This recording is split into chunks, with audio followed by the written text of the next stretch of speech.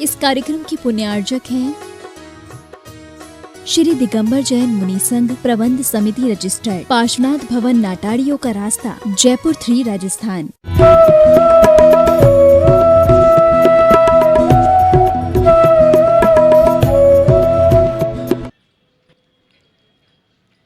नाश्ता भले भूल जाना, लेकिन आस्था नहीं भूलना। अस्थियां विसर्जन होने के पहले आस्था का सर्जन कर लेना और आस्था के रास्ते चल करके जीव परमात्मा बनता है। 4 गतियों का प्रभीमण तो चालू है। सौधर्मेंद्र पूछ रहे हैं, नरक, तिर्यंच, देव और मनुष्य, ये 4 गतियां हैं। आखिर किन कारणों से इन 4 गतियों में जीव परिभ्रमण करता? बिना कारण के कोई कार्य नहीं होता है। कोई तो कारण होंगे। एक झोली में फूल भरे हैं, एक झोली में कांटे रे, कोई कारण होगा। कोई तो कारण होगा। और उस सब कारणों का व्याख्यान आचार्य देवोमा स्वामी ने अपने तत्वार्थ सूत्र के 6वें अध्याय में काफी विस्तार से किया है। ज्ञानियों, श्रावकों को, धर्मात्माओं को, आत्मकल्याण की भावना रखने वालों को तत्वार्थ सूत्र का पूरा स्वाध्याय करना चाहिए। और पूरे तत्वार्थ सूत्र का स्वाध्याय नहीं कर सकते तो कम से कम 6वां 7वां अध्याय तो जरूर पढ़ना चाहिए।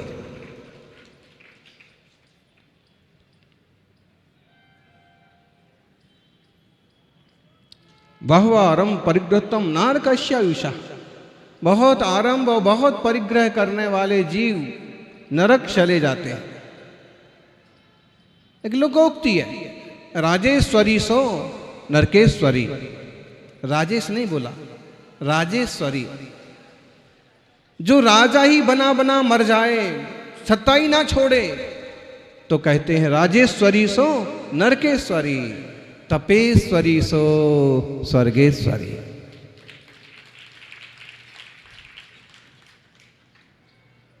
चक्रवर्ती जी, कितने चक्रवर्ती मोक्ष गए? बोलो, मैं अपने चक्रवर्तित्व के अलावा किसी चक्रवर्ती का ध्यान नहीं रखता। कितने चक्रवर्ती मोक्ष गए? कितने? 8 चक्रवर्ती मोक्ष गए।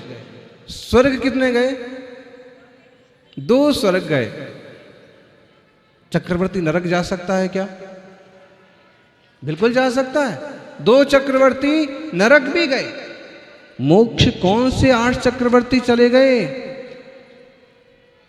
जिन चक्रवर्तियों ने सर्व संग त्याग करके परम वीतराग मुनि दशा स्वीकार की, कठिन वनों में घोर साधना की, वेद विज्ञान और रत्नत्रय के बल पर जिन्होंने कर्मों का संबर निर्जरा किया, क्षय किया, वो मोक्ष चले गए।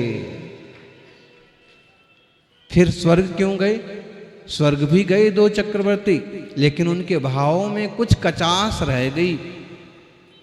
मुनि तो बने थे, तपस्या भी कर रहे थे, 6वां 7वां गुणस्थान भी बन रहा था, लेकिन कोई ना कोई उनका योग ऐसा रहा, यह समझिए कि काल लब्धि नहीं पकी और वो मोक्ष जाने की बजाय स्वर्ग में अटक गए। स्वर्ग में अटक गए, लेकिन थोड़े भवों के बाद मोक्ष जरूर जाएंगे। ये तो बात समझ में आई। नरक क्यों चले गए? इतना बड़ा चक्रवर्ती, आप जब मुख्यमंत्री के पद से उतरना पड़ता है आदमी को, तब उसका हाल देखो।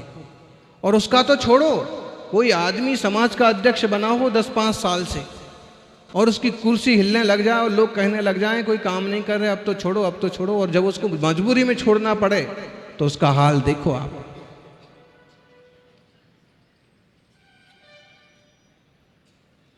कहो माहौल बिगाड़ के रख दे बे,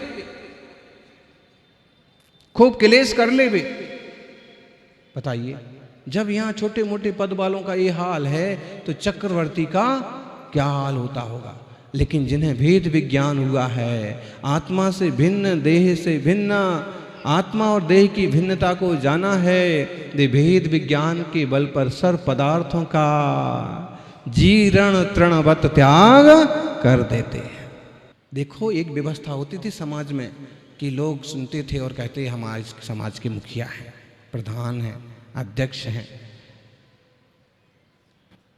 होता था और बड़ा मान्य होता था। 100 घर हैं तो 100 के 100 भाई उनसे बात चालू करिए, वहां से होगा, फिर हम सब उनके साथ हैं। अब वो रुतबा कहाँ रहा समाज में?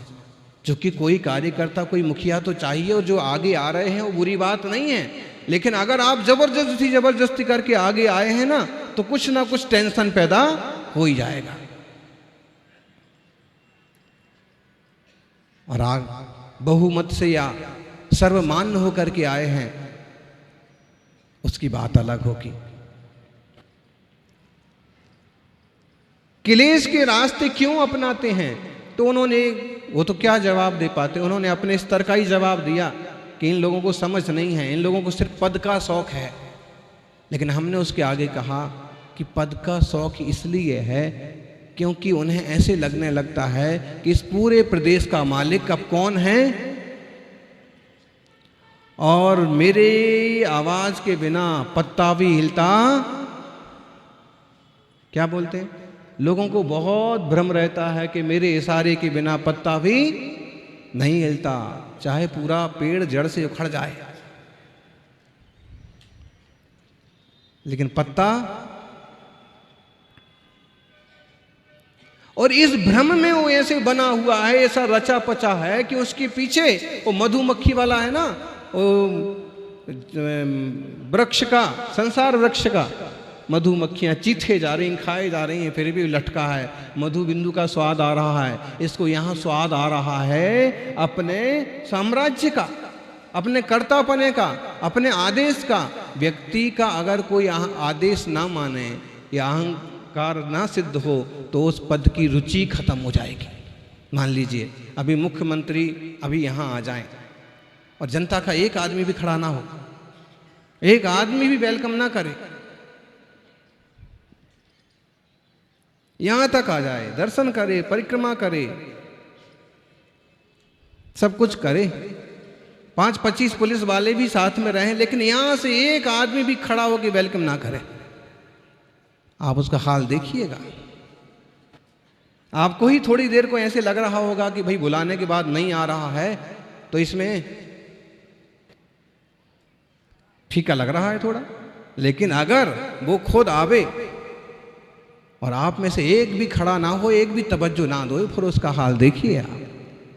क्योंकि जो गुरूर था ना पद का कि सारे लोग मुझे मानते हैं, खड़े हो जाएंगे, बुलाएंगे, पूछेंगे, उस चीज की हवा निकल गई और ऐसे सोचेगा कि मेरा मुख्यमंत्री होना ही बेकार है। इससे अच्छा सादा श्रावक बन के आता, कम से कम नारियल चढ़ाने को तो मिल जाता। मतलब आदमी में जो भ्रम की हवा भरी है ना, वो नुकसानदायक है, वो उसकी दुर्वासना नरक का कारण बनती है। अब आने होने को क्या नहीं होता। कल संध्या को वसुंधरा राजे आ गई, ठीक है, राजीव जी ने हमको संदेश दिया, मैडम आना चाहते हैं, हमने कहा कि मौन है, इशारे ही से, और अब हम लोग मना कर दीजिए। इन्होंने मना किया कि अभी टाइम नहीं मिलेगा। वहां से सूचना आई कि हम तो निकल चुके हैं और आ ही रहे हैं, निकल चुके हैं, आ ही रहे हैं, पता रही है फिर। अब फिर तो दरवाजे बंद नहीं किए जा सकते ना। जिनको कुछ चाहिए है उनको देव शास्त्रु के दरबार पर लेट लतीफ पहुंचना ही पड़ेगा। संसारियों को संसार चाहिए, आत्मार्थियों को परमार्थ।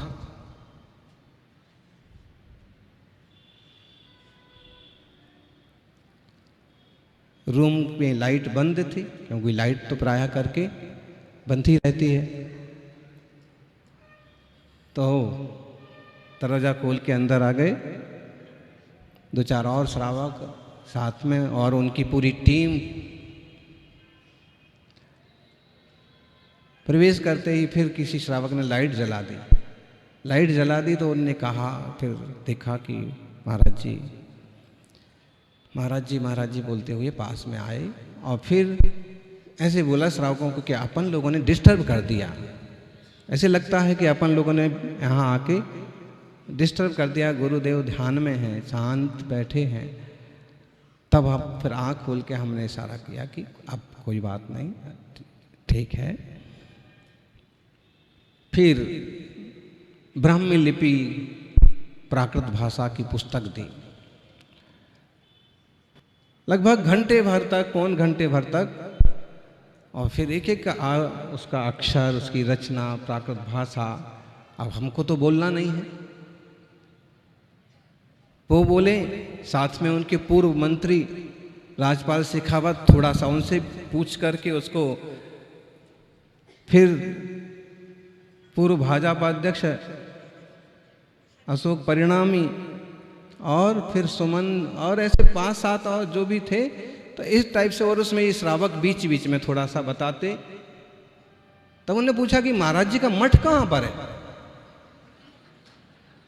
तो इन लोगों ने कहा कि मठ नहीं होता है, महाराज जी का कोई मठ नहीं है, महाराज जी मठाधीश नहीं है, इनके गुरु जरूर मठाधीश थे। मट्ठा, बस मट्ठा पानी लेकर के वो तपस्या करते थे, बाकी कोई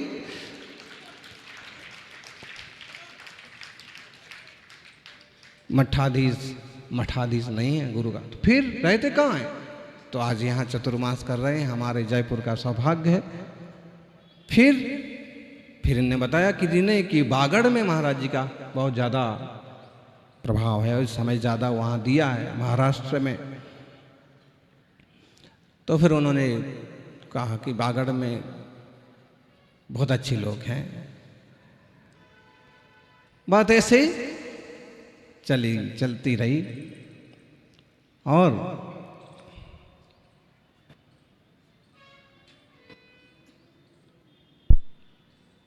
ब्राह्मी लिपि, उस पर थोड़ा सा 1-2 लाइन हमने सारी से समझा देना उचित समझा।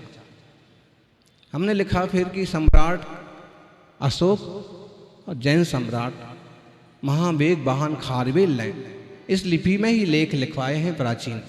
ये हमारे देश की सबसे प्राचीन लिपि है। ऋषभ देव की बेटी ब्राह्मी के नाम पर इसका नाम हुआ है। खुशी तो होती है इस टाइप की चीज़ें देख करके, सुन करके। और फिर हमने इशारे से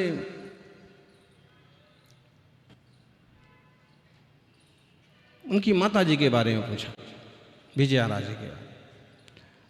तो उन्होंने बताया कि वो चूँकि राजा के घर में ब्याही थी, राजा से ब्याही थी, लेकिन एक डिप्टी कलेक्टर की बेटी थी सादा। सादा होने के बाद बोले हम लोगों ने तो अपने माँ के साथ बहुत कम वक्त बिताया, लेकिन जो भी बिताया अच्छा बिताया, थोड़ा सा मिलता था। तो उसके कारण से उनके ऐसे संस्कार थे कि गरीब से गरीब बस्तियों में जाकर के भी लोगों का हालचाल पूछना और उनकी सेवा करना, वो थोड़े से संस्कार हम में आए।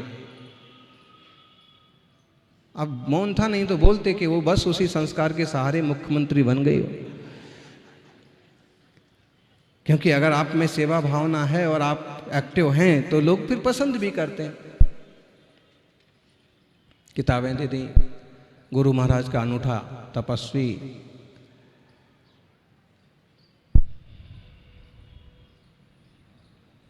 सब देने के बाद एक पीछी का एक पंख दे दिया। पीछी का पंख इतना सरल नहीं समझना, बहुत बहुत महत्वपूर्ण होता है। आचार्य महावीर कीर्ति जी महाराज का एक प्रसंग हमने पढ़ा था महावीर कीर्ति स्मृति में, ग्रंथ में, कि उनकी पुरानी पिछी थी धनेन्द्र कुमार जैन बनारस वालों के पास। वो बहुत ज़्यादा भक्ति करते थे गुरु जी।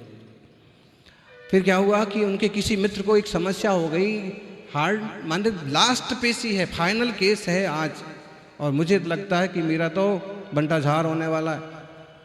तुम्हारे गुरु के बारे में तुमने बताया था, तुम उनके पास लेके चलो, मेरा कुछ भला हो जाए। उसने कहा मेरे गुरु तो जो है शेखर जी में तपस्या कर रहे हैं और तुम आराम में बनारस में ये बात कर रहे हो, तो कुछ तो इलाज बताओ। उसने कहा कि रुको, पुरानी पिच्छी के जो पंख झड़ रहे थे 2-4 छोटे छोटे से, उसने कागज की पुतली बना करके दे दी कि ये जेब में रख लो, समझ लो मेरे गुरु का आशीर्वाद हो गया। जो केस हारना चाहिए वो केस जीत करके वापस आए। अब समझना, आप इसमें आस्था भी है, गुरु का आशीर्वाद भी हो सकता है, जो भी है ऐसा आप करना नहीं तो कल से आप पिच्छी से बिल्कुल सबको केस जिताना चालू कर दो। किसी भी गुरु की पिच्छी बहुत महत्वपूर्ण होती है, उनकी साधना का कुछ ना कुछ असर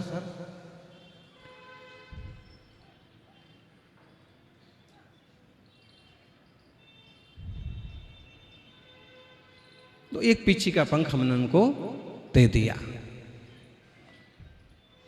पिच्छी का पंख पा करके बहुत ज़्यादा खुश हो गई और बोले कि ये मुझे बहुत असली चीज मिली, अब ये माल मिला। समझ में आ रहा है? अगर आपके पास शुल्लक जी की, शुल्लिका जी की पिच्छी है तो वो भी माल है। कैसे?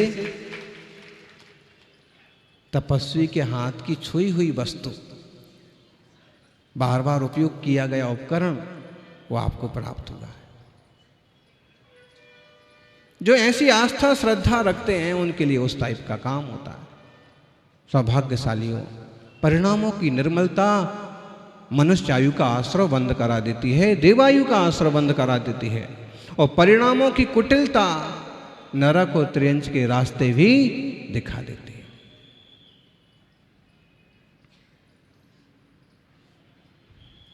ये हमें निर्णय करना है कि हमें कहाँ जाना है।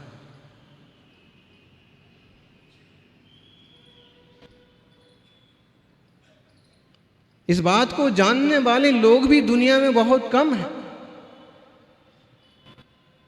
बोलिए कितने लोगों को सूत्र मालूम है? बहवा रंभ परिग्रहत्वम नारकश्यायुषाः तत्वार्थ सूत्र 6वां अध्याय। थोड़े ही लोगों को, चूंकि आप श्रावक हैं आपको मालूम भी होगा, लेकिन आल इतनी बड़ी दुनिया में कितने लोगों को मालूम है कि बहुत आरंभ और बहुत परिग्रह रखने से, उसमें लीन रहने से, उसकी आसक्ति करने से जीव दुर्गति का पात्र बनता है। देखना चक्रवर्ती के पास कितना बड़ा साम्राज्य है, फिर भी आखिरी में जीवन का योग बनने पर वो सब कुछ छोड़ करके तब करके मोक्ष और स्वर्ग का भी पात्र बन जाता है।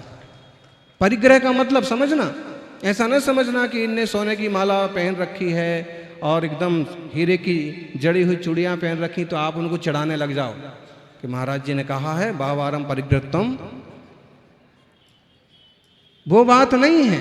कारण एक श्रावक अगर चौथे गुण स्थान वाला व्यक्ति है तो वह उस योग्यता वाला होगा, उसके अपने परिग्रह के कुछ प्रमाण होंगे, उसका अपना राज्य भी हो सकता है, उसकी अपनी 5-25 दुकानें भी हो सकती हैं, उसका अपना वैभव हो सकता है, लेकिन उसके साथ साथ उसको समझ भी होना चाहिए, होती है।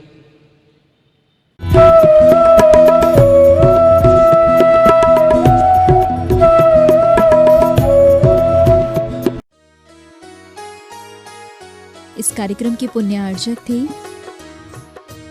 श्री दिगंबर जैन मुनि संघ प्रबंध समिति रजिस्टर्ड, पार्श्वनाथ भवन नाटाड़ियों का रास्ता, जयपुर 3 राजस्थान।